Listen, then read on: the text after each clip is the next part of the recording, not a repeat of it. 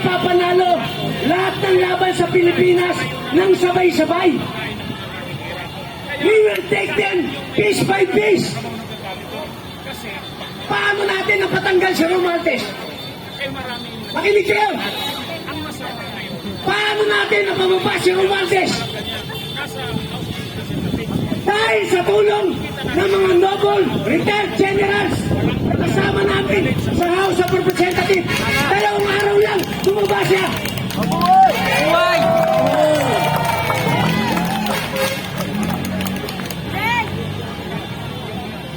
Pagod na tayo. Pagod na tayo. Hindi makukuha sa simpleng mura. Putang ina nyo lahat sa gobyerno. Hindi makukuha. Bakit? Manhid na sila. Anong sabi natin sa House of Representatives? Pag hindi nyo pinababa si Martin Romualdez, susunodin namin ang House of Representatives. Anong sabi ng mahal nating batang congressman? Sana makapag-impake muna kami, makalabas kami ng Kongreso bago nyo sunugin. Nabasa nyo yan, di ba? Meow, meow, meow! Meow, meow, meow! Meow, meow, meow! Isang batang congressman, binangga ang pinakasalot sa bansang ito. At sinuportahan namin siya.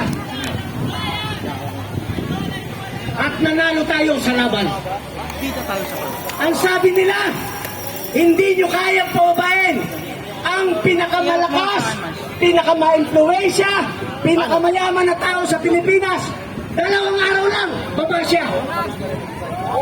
Dahil kung nakapasok kami sa House of Representatives, gutay-gutay siya.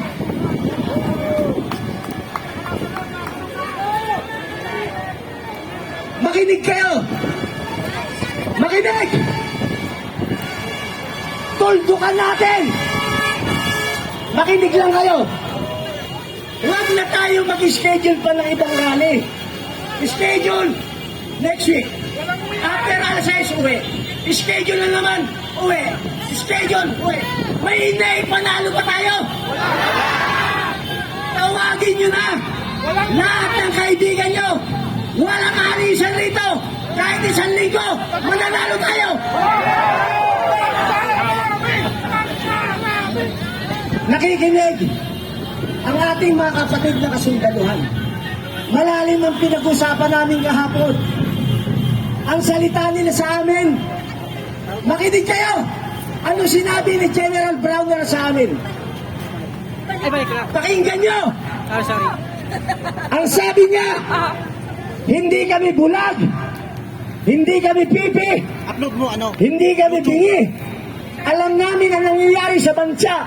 Shortcutin ko. Umabot tayo ng milyon rito.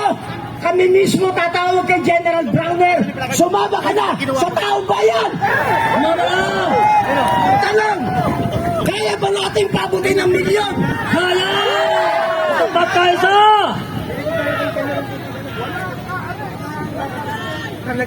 Bilisan natin! Yung mga mag-girlfriend at boyfriend, gumawa na kayo ng bata, bilisan nyo! Yes! Hihintayin namin! Yes! Dito nyo na gawin!